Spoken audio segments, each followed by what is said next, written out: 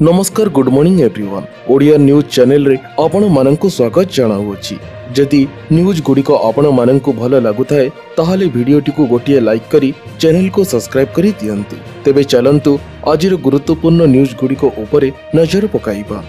आगामी 4 दिन राज्य रे जारी रहिबो ग्रीष्म प्रभाव 2 रु 3 डिग्री बढ़िपारे दिनर तापमात्रा। तेबे आगामी 4 दिन राज्य रे जारी रहिबो ग्रीष्म प्रभाव 2 रु 3 डिग्री बढ़िपारे दिनर तापमात्रा। उष्म आर्द्र जलवायु स्थिति लागि मध्य रहिबो एने पूर्व अनुमान करिछि आंचलिक पाणीपाग केन्द्र। सारा राज्य रे एबे जारी रहिछि ताती, विशेष करी उपकूल रे कलबल करुछि गुळीगुळी।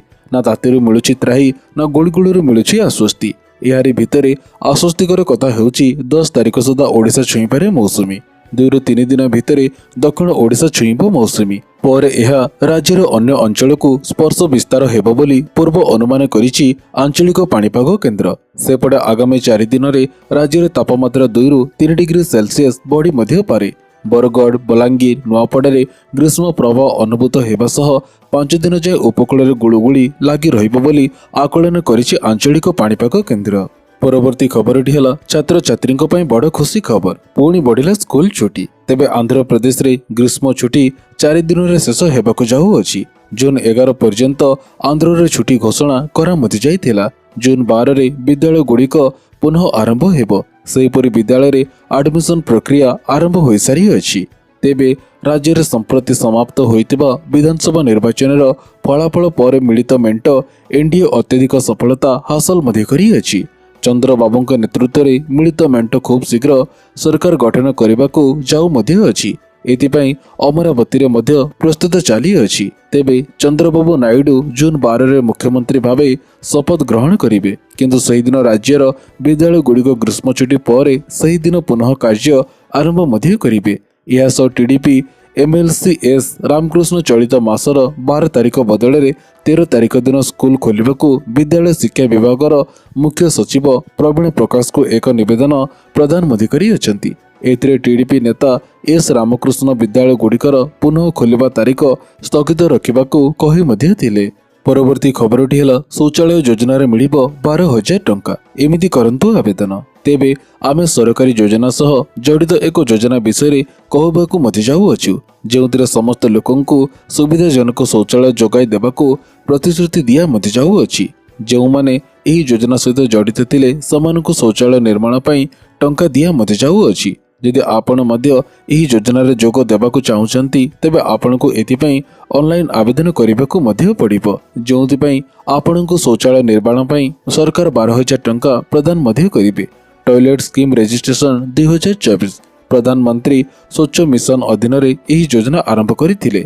जेहेतु आपण जानिछंती जे खोला स्थान रे मल करिबा हेतु जीवाणु व्यापी जांती, जोंथिपई अनेक लोक अनेक रोगर शिकार मध्य हुअंती। एही गुरुत्वपूर्ण जिनिस को ध्यान रखी प्रधानमंत्री मागणा शौचालय योजना आरंभ करिथिले, जहा लोकंको एवं पिला मानंको विभिन्न प्रकार रोगरु रक्षा मध्य करिबो। एही सब जिनिस को ध्यान रखी प्रधानमंत्री प्रत्येक घर शौचालय निर्माण एवं प्रत्येक घर को 12,000 टंका देबाकू चिंता मध्य करिथिले।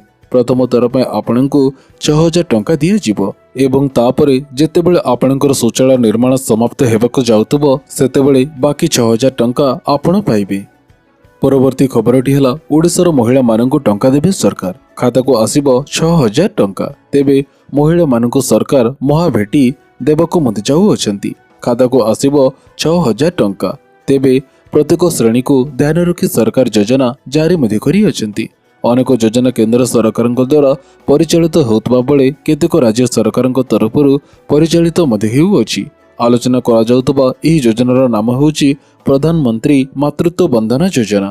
तेबे ओडिशा रे बहुमत हासिल करी बीजेपी नुआ सरकार गढ़िबाकू जाउअछि, जहा द्वारा केंद्र सरकारंकर समस्त योजना ओडिशा रे लागू मध्य होई पारे।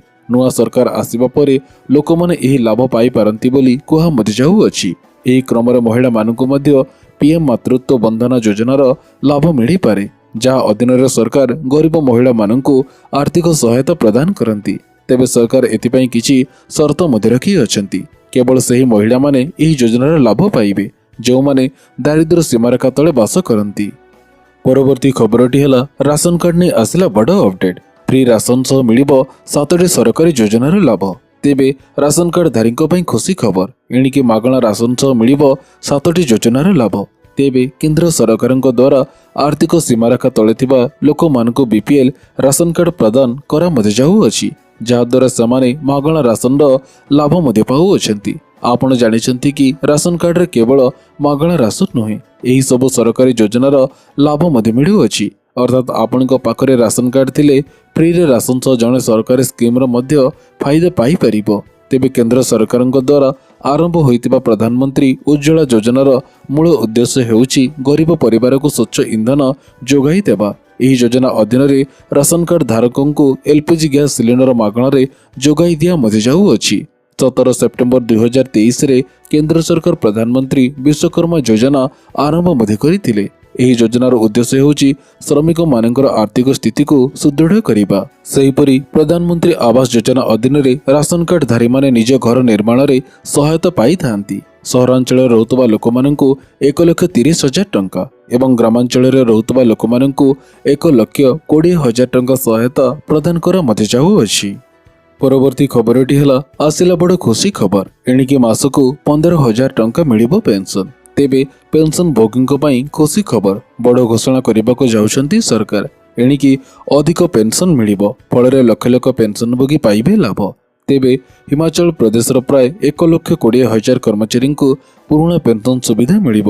ତେବେ 2023 ମସିହା ପରେ ଏଚ୍ପିରେ ପୁରୁଣା ପେନସନ ଯୋଜନା ବନ୍ଦ କରିଦିଆଯାଇଥିଲା ଏବଂ ନୂଆ ପେନସନ ଯୋଜନା ଲାଗୁ କରା ମଧ୍ୟ ଯାଇଥିଲା। କିନ୍ତୁ ଗତ ବର୍ଷ ହିମାଚଳ ପ୍ରଦେଶରେ କଂଗ୍ରେସ ପାର୍ଟି କ୍ଷମତାକୁ ଆସିବା ପରେ ପୁରୁଣା ପେନସନ ସ୍କିମ୍କୁ ପୁଣି ଲାଗୁ ମଧ୍ୟ କରିଥିଲେ, ଯାହା ଫଳରେ ରାଜ୍ୟର 1,20,000 କର୍ମଚାରୀ ପୁରୁଣା ପେନସନ ଯୋଜନାର ଲାଭ ଉଠାଇ ମଧ୍ୟ ପାରିବେ।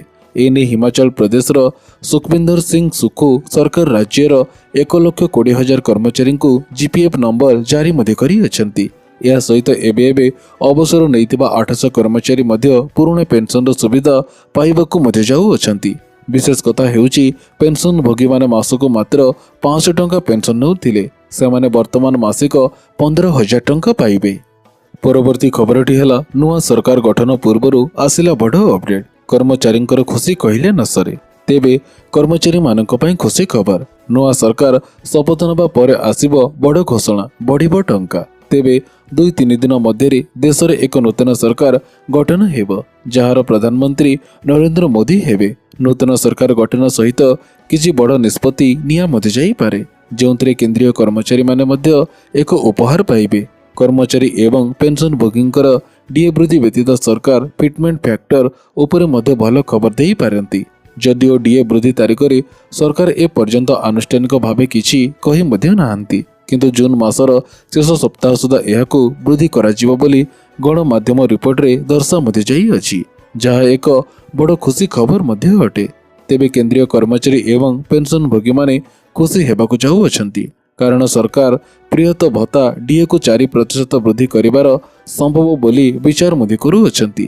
ଏହାପରେ ଡିଏ 54%କୁ ବୃଦ୍ଧି ମଧ୍ୟ ପାଇବ, ଯେଉଁ କାରଣରୁ ଦରମା ମଧ୍ୟ ବୃଦ୍ଧି ହେବ। ପରବର୍ତ୍ତୀ ଖବରଟି ହେଲା ବିଏସ୍କେୱାଇ କାର୍ଡ ବଦଳରେ ଓଡ଼ିଶାରେ ଲାଗୁ ହେବ ଆୟୁଷ୍ମାନ ଭାରତ ଯୋଜନା। ତେବେ ଓଡ଼ିଶାରେ ଭାଜପା ସରକାର ଗଢ଼ିଲେ ଆୟୁଷ୍ମାନ ଭାରତ ଯୋଜନା ଲାଗୁ ହେବ। ପ୍ରଧାନମନ୍ତ୍ରୀ ଗରିବ କଲ୍ୟାଣ ଯୋଜନା, ପ୍ରଧାନମନ୍ତ୍ରୀ କିଷାନ ସମ୍ମାନ ନିଧି ଯୋଜନା, ପ୍ରଧାନମନ୍ତ୍ରୀ ଆବାସ ଯୋଜନାର ସମସ୍ତ ଲାଭାର୍ଥୀମାନେ ଏହି ଆୟୁଷ୍ମାନ ଭାରତ ଯୋଜନାର ଲାଭ ମଧ୍ୟ ପାଇବେ। ଏନେଇ ନିର୍ବାଚନ ପୂର୍ବରୁ ରାଜ୍ୟ ଭାଜପା ସଭାପତି ଘୋଷଣା ମଧ୍ୟ କରିଥିଲେ। ସେପଟେ ଓଡ଼ିଶାରେ ନୂଆ ସରକାର ଗଠନ ହେବା ପରେ ଓଡ଼ିଶାରେ ବିଏସ୍କେୱାଇ କାର୍ଡ ବନ୍ଦ ମଧ୍ୟ ହୋଇଯିବ। ତେବେ ଏହି ଯୋଜନା ଅଧୀନରେ ବାର୍ଷିକ 96 ଲକ୍ଷରୁ ଉର୍ଦ୍ଧ୍ୱ ପରିବାର 5 ଲକ୍ଷ ଟଙ୍କା ସହାୟତା ରାଶି ପାଉଥିବା ବେଳେ ପାଖାପାଖି ଏତିକି ଲୋକ ଆୟୁଷ୍ମାନ ଭାରତର ଲାଭ ପାଇପାରନ୍ତି ବୋଲି କୁହାଯାଉଅଛି। ଭାଜପା ସରକାରକୁ ଆସିଲେ ରାଜ୍ୟରେ ଅନ୍ୟ ସମସ୍ତ ଯୋଜନା ଭଳି ଆୟୁଷ୍ମାନ ଭାରତ ଲାଗୁ କରାଯିବା ନେଇ ପ୍ରତିଶ୍ରୁତି ଦିଆ ମଧ୍ୟ ଯାଇଥିଲା।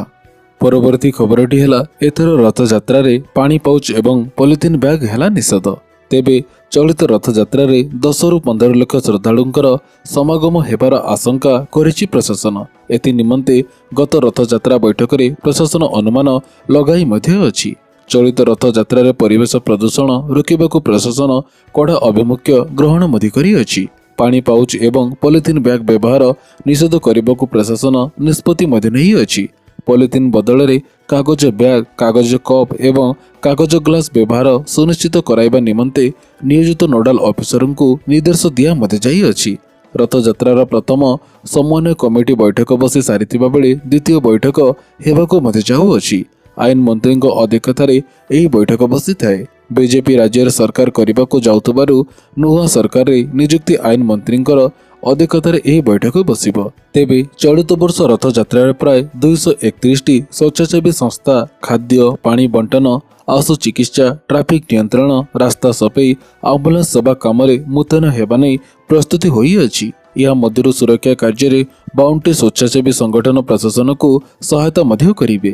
ପରବର୍ତ୍ତୀ ଖବରଟି ହେଲା ଜୁନ୍ 12ରୁ ପର୍ଯ୍ୟଟକଙ୍କ ପାଇଁ ବନ୍ଦ ରହିବ ଶିମିଳିପାଳ ଅଭୟାରଣ୍ୟ। ତେବେ ମୟୂରଭଞ୍ଜ ଜିଲ୍ଲା ଶିମିଳିପାଳ ଅଭୟାରଣ୍ୟ ଜୁନ୍ 12 ତାରିଖରୁ ବନ୍ଦ ରହିବ।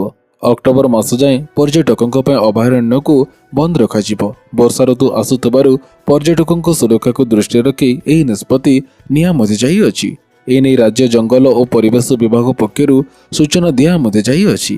ତେବେ ଶିମିଳିପାଳ ଅଭୟାରଣ୍ୟ ବନ୍ଦ ହୋଇଥିଲେ ମଧ୍ୟ ଏହା ମଧ୍ୟରେ ଥିବା ଜାମୁଆଣୀ, ଗୁରୁଡିଆ, କୁମାରୀ ଏବଂ ରାମତୀର୍ଥ ଭଳି ଇକୋ ଟୁରିଜିମ୍ ସ୍ଥଳ ଖୋଲା ରହିବ ବୋଲି ଅଭୟାରଣ୍ୟ କର୍ତ୍ତୃପକ୍ଷ ସୂଚନା ମଧ୍ୟ ଦେଇଅଛି।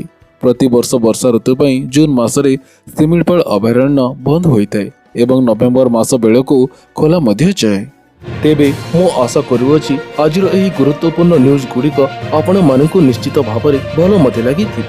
ତେବେ ପୁଣି ଦେଖାହବ ଏହିଭଳି କିଛି ଲାଟେଷ୍ଟ ଅପଡେଟ୍ ସହିତ। ସେତେବେଳେ ପର୍ଯ୍ୟନ୍ତ ବିଦାୟ ଦିଅନ୍ତୁ। ଜୟ ଜଗନ୍ନାଥ।